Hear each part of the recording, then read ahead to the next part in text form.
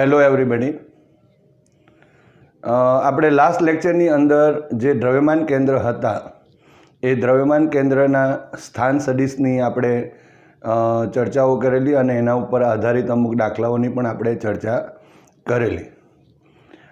આપણે ઘન પદાર્થ જે છે એના દ્રવ્યમાન કેન્દ્ર પર આધારિત એક સૈદ્ધાંતિક રીતની પણ આપણે ચર્ચા કરેલી. પણ આપણે જાણીએ છીએ કે દ્રવ્યમાન જે કેન્દ્ર છે એ દ્રવ્યમાન કેન્દ્ર એક એવું બિંદુ છે કે જેના ઉપર આખા તંત્રનું જે દળ છે તે કેન્દ્રિત થયેલું હોય.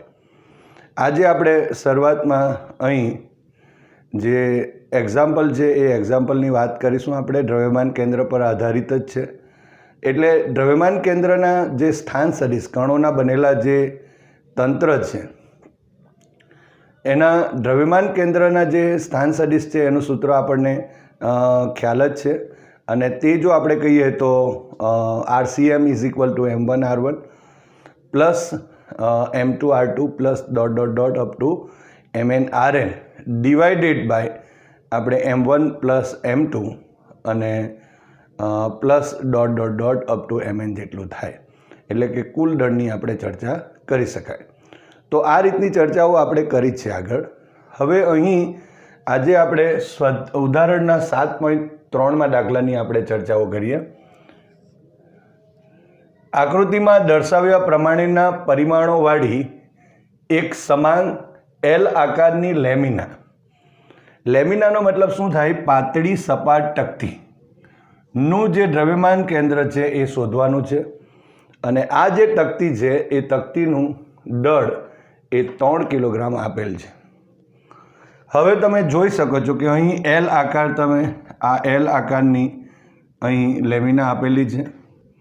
હવે ધારો કે આ L આકારની જે તકતી છે એ L આકારની તકતીને આપણે 3 ચોરસની અંદર આપણે વિભાજિત કરી દઈએ.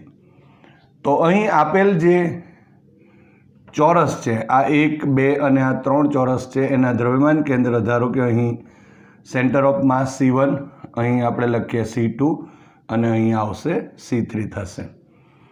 તો એના હિસાબે આપણે અને એનું દળની જો ચર્ચા કરીએ તો અહીં જો 3 કિલોગ્રામ જેટલું જો દળ હોય તો દરેક જે આપણા પાસે ચોરસ જે છે એ ચોરસ તકતીનું દળ અહીં સ્મોલ m જેટલું થશે.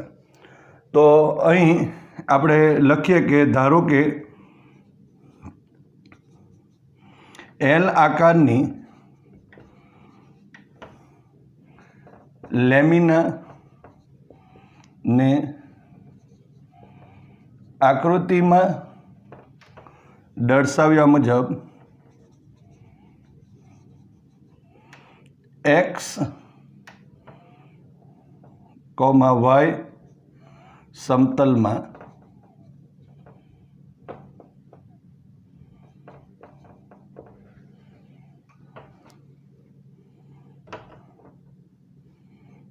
દર્શાવેલ છે.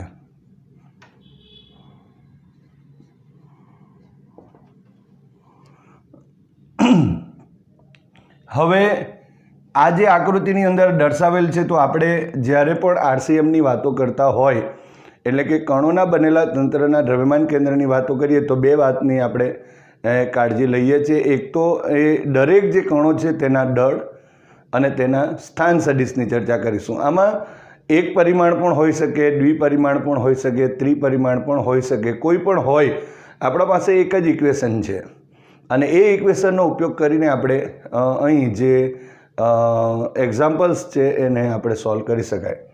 અહીં આપણે લખીએ કે દરેક જે ચોરસ છે એ ચોરસનું દળ અહીં સ્મોલ m છે. હવે આપણે આ જે ચોરસ જે છે આકૃતિમાં દર્શાવેલ જે ચોરસ છે એના દ્રવ્યમાન કેન્દ્રના જે સ્થાન સદિશો છે એને આપણે દર્શાવવું હોય તો કેવી રીતે? હવે તમે જોઈ શકો છો કે અહીં ઉગમ બિંદુ છે તો એનો 0, 0 થયું. હવે આ 1 મીટર અને આ 1 મીટર એટલે ટોટલ 2 મીટર થયું. માટે એના યામ 2,0 થશે.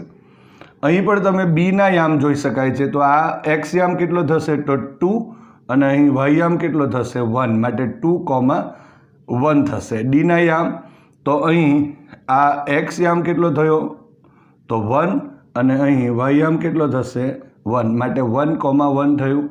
અહીં ઈ આપેલ છે તો અહીં એક્સ યામ એ 1 અને વાય યામ જો આપણે કહીશું તો અહીં 2 થશે.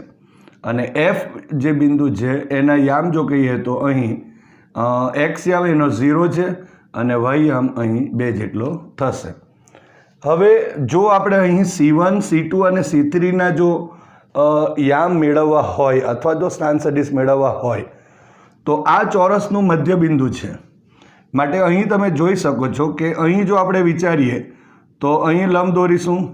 એકના બાબતે વાત કરીએ તો અહીં જો આપણે કહીએ તો 1નું અડધું થશે એટલે અહીં 1/2 થયું. એ જ રીતે જો આના વાય અક્ષ પરના યામ વિચારીએ તો એ પણ અહીં 1/2 થશે. પરંતુ અહીં જ્યારે આપણે C2 પર જઈએ છીએ ત્યારે તમે જોઈ શકો છો આ 1 અને આ અડધું અને એટલા માટે આપણે 3/2 લખી શકીએ. 1.5 પણ આપણે લખી શકાય. અને વાય યામ પર જઈશું તો 1 થશે. એ જ રીતે C3ના યામ વિચારીએ તો અહીં એક્સ અક્ષ પર જો એનો લંબ દોરીએ તો અહીં 1/2 થશે અને વાય યામ જો કહીએ તો આ રીતે અહીં 1 અને અડધું એટલે કે અહીં 1.5 અથવા તો 3/2 થશે. સિમ્પલ એક વાત કે આપણને જો અહીં સ્થાન સદિશ અને જો દરેક ચોરસના જો દળ મળી જાય તો જે ઇક્વેશન છે એ ઇક્વેશન પરથી આપણે આ જે આપેલ લેમિના છે એ લેમિનાના દ્રવ્યમાન કેન્દ્રના યામ શોધી શકાય. તો આપણે લખીએ કે અહીં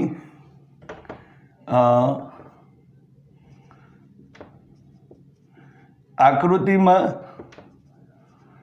દર્શાવેલ દરેક જે ચોરસ છે એ ચોરસના દ્રવ્યમાન કેન્દ્રના યામ અથવા તો ના સ્થાન સદિશ જો લખીએ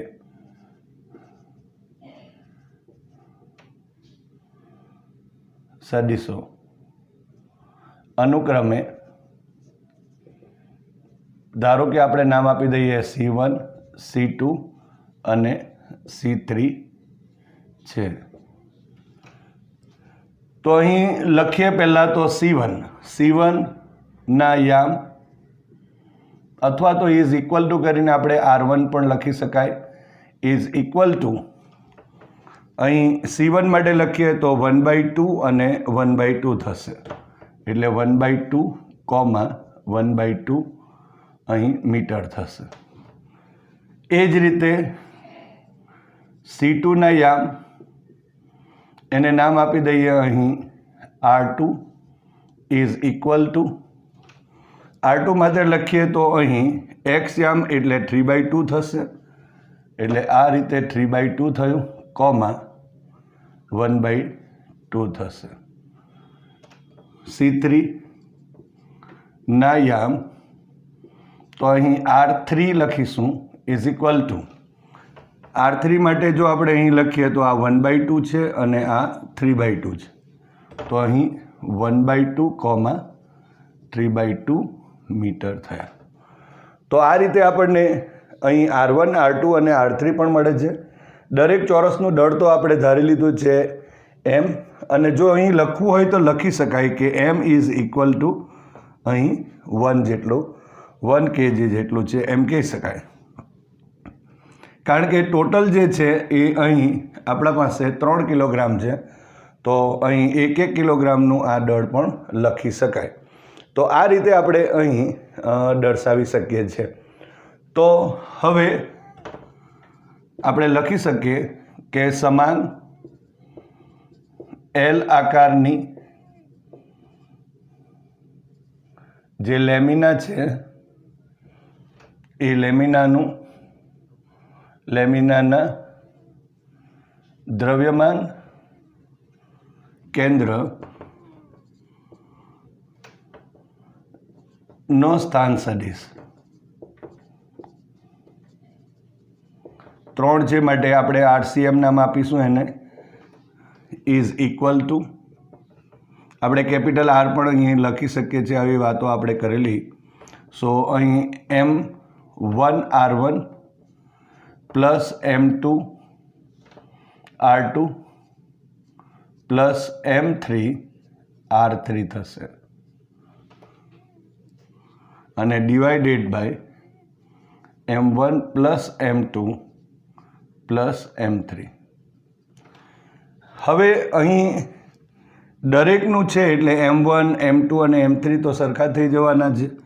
સો ઇઝ ઇક્વલ ટુ અહીં જો આપણે લખીએ તો M R1 ના યામ આપણે લખી દઈએ તો 1/2 કોમા 1/2 પ્લસ M અહીં કાઉન્સમાં લખીશું 3/2 કોમા 1/2. આપણે આગળ પણ એક ચર્ચા કરેલી કે અહીં ક્રમનું ઘણું જ મહત્ત્વ છે. એટલે જે દળ હોય તે, અત્યારે તો આ દળો એક સમાન છે એટલે ચાલે, પરંતુ જ્યારે દળ જુદા હોય અને એમના સ્થાન સદિશ પણ જુદા હોય તો એ જે તે દળ ધરાવતો જે કણ છે એનો જે સ્થાન સદિશ છે એ જ હોવો જોઈએ, તો જ, નહીંતર અહીંયા જે આપણી ગણતરી છે તે ખોટી થઈ શકે. M કાઉન્સમાં અહીં 1/2 કોમા 3/2 થશે અને ડિવાઇડેડ બાય અહીં લખવું હોય તો લખી શકાય M plus M plus M.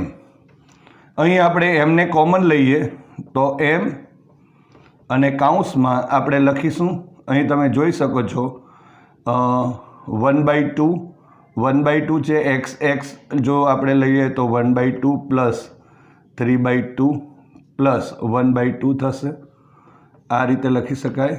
અને કોમા જો આપણે લખીએ તો 1/2 અને પ્લસ 1/2 પ્લસ અહીં 3/2 થશે.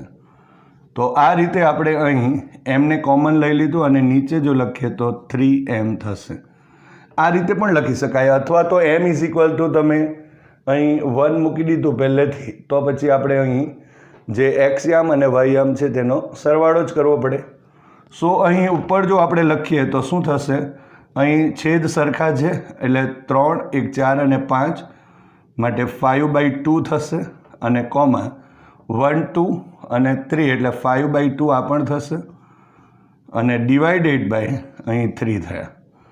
હવે અહીં 5/2 છે એને પણ 3 વડે ભાગીએ તો 5/6 થશે અને કોમા અહીં 5/6 થયા. તો આ જે આપણને અહીં મળે છે એ RCM થયું. એટલે કે આપેલ જે L આકાર જે છે એની લેમિના છે એનું દ્રવ્યમાન કેન્દ્રનું જે સ્થાન છે એ આપણને અહીં મળે છે. હવે જો હજુ પણ આપણે કેલ્ક્યુલેશન કરવું હોય તો 5/6 આપણે જો કરીશું તો 5/6 ઇઝ ઇક્વલ ટુ લગભગ 0.8333. અહીં આગળ જો આપણે લખીએ તો કાઉન્સમાં 0.833 કોમા 0.833 આવું પણ આપણે લખી શકીએ. આના ઉપરથી એક એકચ્યુઅલી આપણને દ્રવ્યમાન જે કેન્દ્ર છે એના વિશે આપણને ખબર પડશે. આ જે દ્રવ્યમાન કેન્દ્ર કઈ જગ્યા પર છે, ધારો કે આ આપણા પાસે L આકારની જે પાતળી સપાટ તકતી જે છે એ પાતળી સપાટ તકતીનું દ્રવ્યમાન કેન્દ્ર અહીં જો આપણે કહીએ તો 0.8 એટલે લગભગ જો આપણે કહીએ તો 0.8 એટલે આટલા એનો એક્સયામ આટલે હશે અને વાયયામ જો કહીએ તો અહીંયા, જો એ બેને જો આપણે અહીંયા આ રીતે જોડી દઈએ તો આ દેખાય છે અહીં. આ જે ઓડી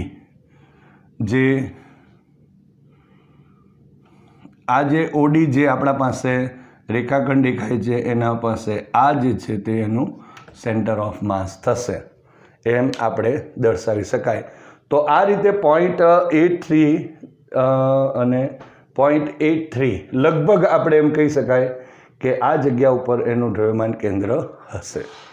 તો અને એનો અર્થ જ એવો કરી શકાય કે આ જે એલ આકારની જે તકતી જે છે એ લેમિના છે એનું સમગ્ર દળ અહીં આ જે સી બિંદુ છે એ સી બિંદુ ઉપર કેન્દ્રિત થયેલું એમ કહી શકાય. અને એના યામ જે છે એ RCM is equal to 5/6, 5/6 metre અથવા તો 0.833 0.833 જેટલું હશે એવું આપણે કહી શકાય.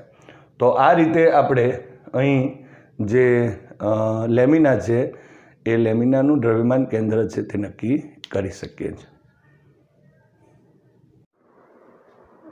હવે આપણે દ્રવ્યમાન કેન્દ્રનું જે સ્થાન સદિશ છે એનું આપણે સમીકરણ લખીએ અને એ જે સમીકરણ છે એ સમીકરણ પરથી એ જે દ્રવ્યમાન કેન્દ્ર છે એ દ્રવ્યમાન કેન્દ્ર ઉપર જે લાગતું બળ જે હોય એ જે પરિણામી જે બળ છે એ બળ માટેનું જે સમીકરણ એ આપણે મેળવીએ. તો અહીં આપણે પહેલો પોઈન્ટ જે છે કે n કણોના બનેલા તંત્રના દ્રવ્યમાન કેન્દ્રનો સ્થાન સદિશ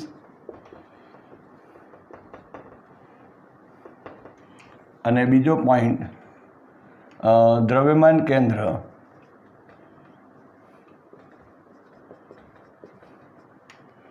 પર લાગતું પરિણામી બળ માટેનું સૂત્ર.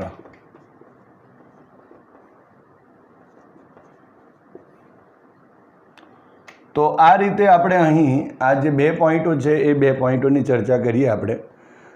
લગભગ હું ઓલવેઝ કહું છું કે જો તમને આગળના જે કન્સેપ્ટો છે એ કન્સેપ્ટ જો વ્યવસ્થિત આવડતા હશે ને તો કોઈ વાંધો આવતો નથી. હવે આપણા પાસે એક દ્રવ્યમાન કેન્દ્ર છે અને એ દ્રવ્યમાન જે કેન્દ્ર છે એના સ્થાન સદિશનું સૂત્ર છે.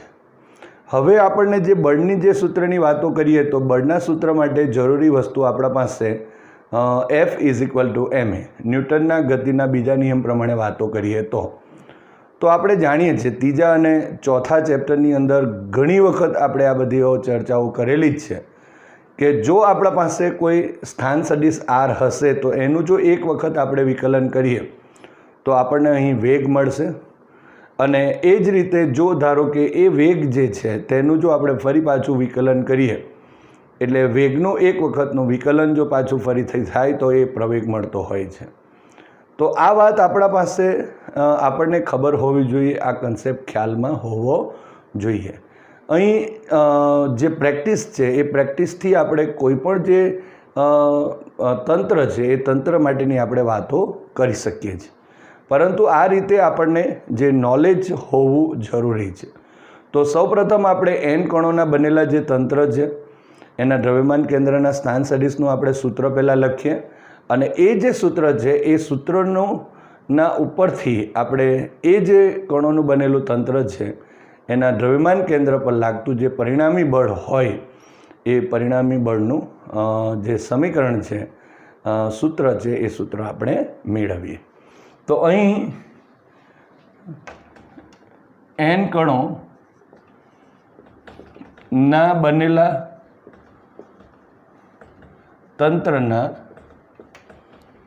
દ્રવ્યમાન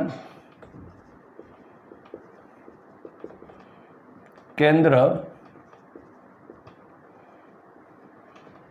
સ્થાન સદિશ જો લખીએ તો RCM = m1r1 + m2r2 + ... mn થશે અને ડિવાઇડેડ બાય અહીં m1 + m2 + ... અહીં mn થશે. તો આ ઇક્વેશન આપણને ખબર છે જ્યાં m1 m2 up to mn એ અનુક્રમે જે દરેક n કણો છે એના દળો દર્શાવેલ છે અને r1 r2 up to rn જે છે એ એના જે ઉગમ બિંદુને અનુલક્ષીને સ્થાન સદિશ દર્શાવેલ છે એમ આપણે કહીએ છીએ. હવે અહીં જો આપણે લખવું હોય તો આ રીતે લખી શકાય કે જ્યાં m1 + m2 + ... mn = આપણે કેપિટલ M લખીએ છીએ જ્યાં તંત્રનું આ શું કહેવાશે? તંત્રનું કુલ દળ કહેવાશે. તો અહીં જો આપણે ફરી પાછું માટે RCM લખીશું તો RCM is equal to M1R1 plus M2R2 plus dot dot dot plus MnRn divided by capital M થશે. હવે આ એમને અહીં લઈ લઈએ માટે capital M into RCM is equal to M1R1 plus M2R2 plus dot dot dot plus MnRn થશે. તો આ જે સમીકરણ આપણને મળે છે એ સમીકરણનો ઉપયોગ કરી આપણે અહીં જે બળનું સમીકરણ છે તે મેળવી શકીશું. બીજી એક વસ્તુ, આ થિયરીની અંદર આપણે અત્યારે એક કોમન બળનું સૂત્ર મેળવીએ છીએ, પણ ઘણી વખત પરીક્ષાની અંદર અહીં અડધું પણ સૂત્ર મેળવવાનું આવે. દાખલા તરીકે આપણે કહી શકાય કે આ તો સ્થાન સદિશનું સૂત્ર છે, પરંતુ આપણે જે મેળવી રહ્યા છીએ એમાં કદાચ દ્રવ્યમાન કેન્દ્રનો વેગ કેટલો, દ્રવ્યમાન કેન્દ્રનો પ્રવેગ કેટલો, દ્રવ્યમાન કેન્દ્રનું વેગમાન કેટલું, આવા દરેક જે પોઈન્ટો છે એ પોઈન્ટો પણ તમને પૂછી શકાય. એટલે આ થિયરી એક કોમન થિયરી તરીકે લઈ શકાય કે જેની અંદર ઘણા બધા આસ્પેક્ટ્સને આપણે આવરી શકાય. એટલે અહીં આપણે જ્યારે આ રીતે મેળવીએ છીએ, હવે આપણે જાણીએ છીએ કે જો સ્થાન સદિશ આપેલા છે તો એનું જો ટીની સાપેક્ષ એટલે સમય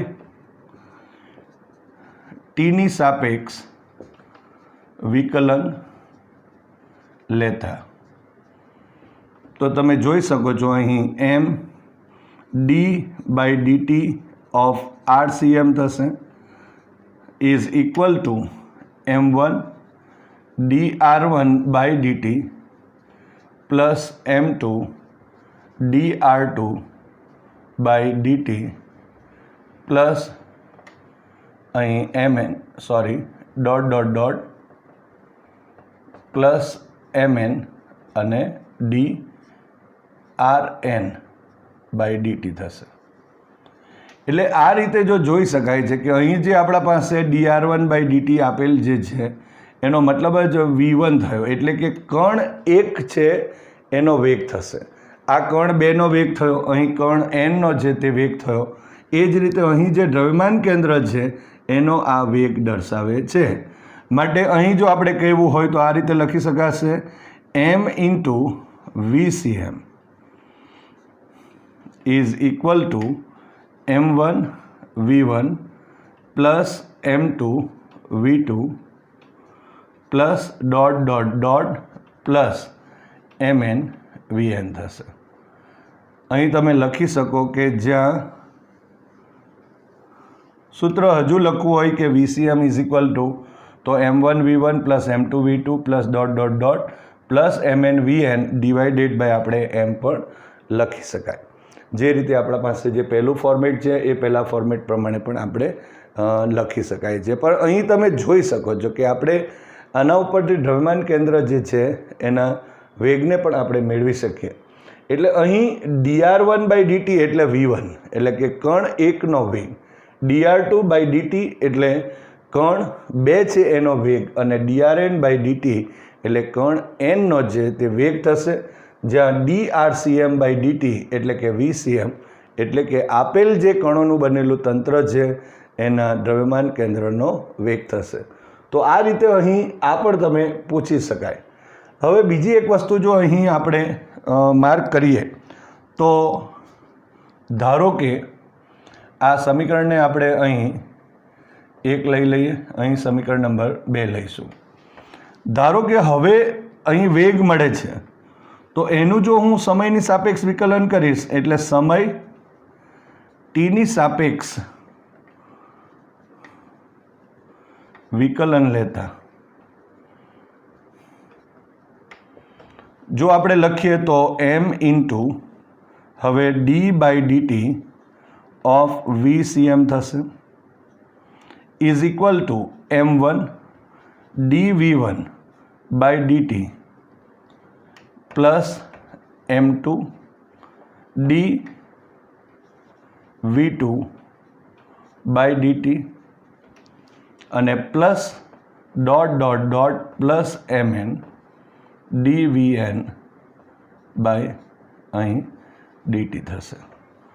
તો આ જે સમીકરણ છે એ સમીકરણની અંદર તમે જોઈ શકો છો અહીં dv1/dt એટલે કે કણ એક જે છે એ કણ એકનો પ્રવેગ થયો, dv2/dt એટલે કણ બે છે એનો પ્રવેગ થયો અને જે dvn/dt એટલે કે કણ n જે છે એનો આ પ્રવેગ થશે.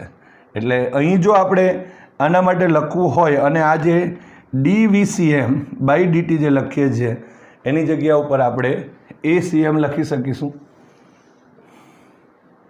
એટલે માટે m ઇન્ટુ acm. હવે આ જે acm લખીએ છીએ એનો મતલબ શું થયો કે જે દ્રવ્યમાન કેન્દ્ર જે છે એ દ્રવ્યમાન કેન્દ્રનો પ્રવેગ બરાબર. તો અહીં શું લખાશે? સો is equal to m1 a1 plus m2 a2 અને plus dot dot dot plus mn an થશે. તો આ રીતે આપણે અહીં જે પ્રવેગનો જે સંદર્ભ છે એ પ્રવેગના સંદર્ભમાં પણ આપણે આ રીતે દર્શાવી શકાય. તો આ આપણી પાસે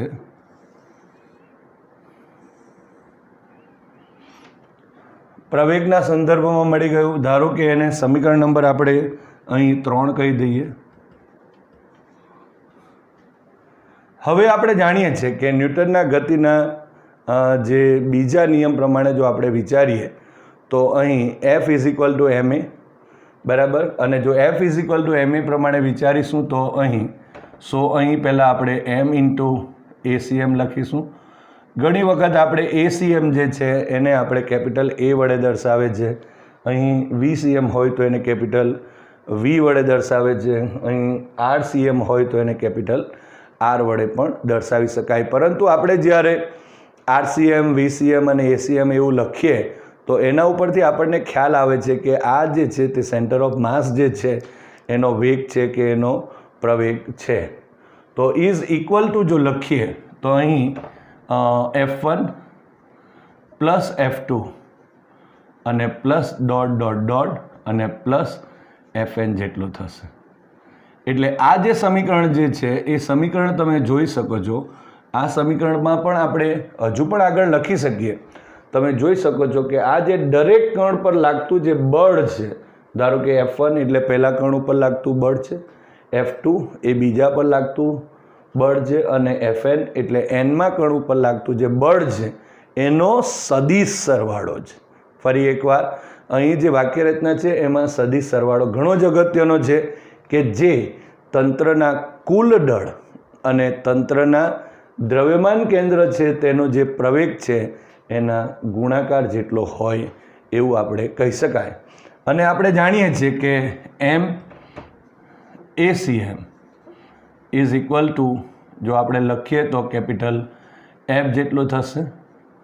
માટે F is equal two ma જેવું સમીકરણ મળી ગયું અહીં.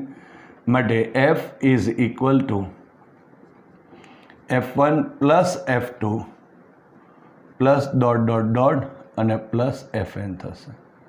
એટલે અહીં જો આપણે વાત કરવી હોય તો એમ કહી શકાય કે અહીં જે કણોના બનેલા તંત્ર છે એ કણોના બનેલા તંત્રના દ્રવ્યમાન કેન્દ્ર ઉપર લાગતું જે પરિણામી બળ એ દરેક કણ પર લાગતા જે બળો છે એ બળોના સદિશ સરવાળા બરાબર હોય છે એવી પણ આપણે વાતો કરી શકાય. તો આ રીતે આપણે અહીં જે સમીકરણ છે એ સમીકરણને બળનું સમીકરણ મેળવી શકાય. પરંતુ હજુ પણ એક વાત આપણે અહીં એક રીતે મેળવી શકાય. ધારો કે આપણે ન્યૂટનના ગતિનો જે બીજો નિયમ છે જેનું આપણું બીજું ઇક્વેશન F = dp/dt છે એના ઉપરથી પણ આપણે Fનું જે મૂલ્ય છે તે અહીં Fનું સૂત્ર છે તે મેળવી શકાય. ધારો કે આપણે અહીં મેળવીએ સમીકરણ નંબર ધારો કે 2 પરથી. હવે સમીકરણ 2 એટલે કયું છે? આ અહીં આપેલ છે બરાબર. તો એના ઉપરથી જો આપણે લખીએ માટે અહીં m into vcm is equal two m1v1 plus m2v2 અને plus dot dot dot plus mn થશે. તો આ રીતે અહીં આપણને આ સમીકરણ છે. હવે m ઇન્ટુ વી એટલે p થયું, રેખીય વેગમાન થશે અને અહીં પણ રેખીય વેગમાન થશે. સો અહીં જો આપણે લખીએ તો m ઇન્ટુ VCM એટલે કેપિટલ P થઈ જશે. અહીંયા સોરી કેપિટલ P નહીં પણ P એટલે કે તંત્રનું જે કુલ રેખીય વેગમાન છે તે P થયું. અહીં P1 પ્લસ P2 અને પ્લસ ડોટ ડોટ ડોટ અને પ્લસ Pn થશે. તો આ પણ આપણે જોઈ શકાય છે કે તંત્રનું જે કુલ રેખીય વેગમાન એ દરેક કણ જે છે એના રેખીય વેગમાનના સદિશ સરવાળા જેટલું હોય છે. હવે જો ધારો કે સમય ટીની સાપેક્ષ વિકલન લેતા એટલે અહીં શું થવાનું, dp/dt is equal two dp1/dt plus dp2/dt plus dot dot dot plus dpn/dt થશે. સો અહીં આપણે લખીએ તો ન્યૂટનના ગતિના બીજા નિયમ પ્રમાણે તો અહીં dp/dt is equal two capital F થયું. સો અહીં F1 plus F2 plus dot dot dot plus અહીં Fn જેટલું થશે. તો આ રીતે પણ આપણે અહીં જે પરિણામી બળ છે કે જે કણોના બનેલા તંત્ર છે એના દ્રવ્યમાન કેન્દ્ર પર લાગતું પરિણામી બળ જે છે એનું સમીકરણ જે છે એ મેળવી શકાય. તો અહીં ખૂબ જ અગત્યની થિયરી છે આ, અને આ થિયરી ઉપર આધારિત અમુકવાર દાખલાઓ આવશે જે વેગ આધારિત હોય, પ્રવેગ આધારિત હોય, વેગમાન આધારિત હશે અને બળ આધારિત હશે. એટલે ઘણી બધી આપણે વાતો આપણે આ થિયરીની અંદર કરી છે. તો એ વ્યવસ્થિત તૈયાર કરી લેવું, બરાબર. અને સાથે સાથે આ જે સૂત્ર છે એ સૂત્ર માટે મેં આગળ પણ તમને જણાવેલ છે કે કોઈ પણ થિયરી હોય એમાં આવતા જે કન્સેપ્ટ્સ છે એ કન્સેપ્ટની એક અલગથી નોટ બનાવવાની કે જેના લીધે આપણને જે MCQs છે, કોમ્પિટિટિવની જે તૈયારીઓ છે એના માટે આપણને સરળતા રહે. એટલે કન્સેપ્ટ બી હશે, સાથે સૂત્ર બી હશે, તો આપણને એની અંદર સરળતા રહેશે. ઓકે, તો આ થિયરી વ્યવસ્થિત તૈયાર કરી લેવી.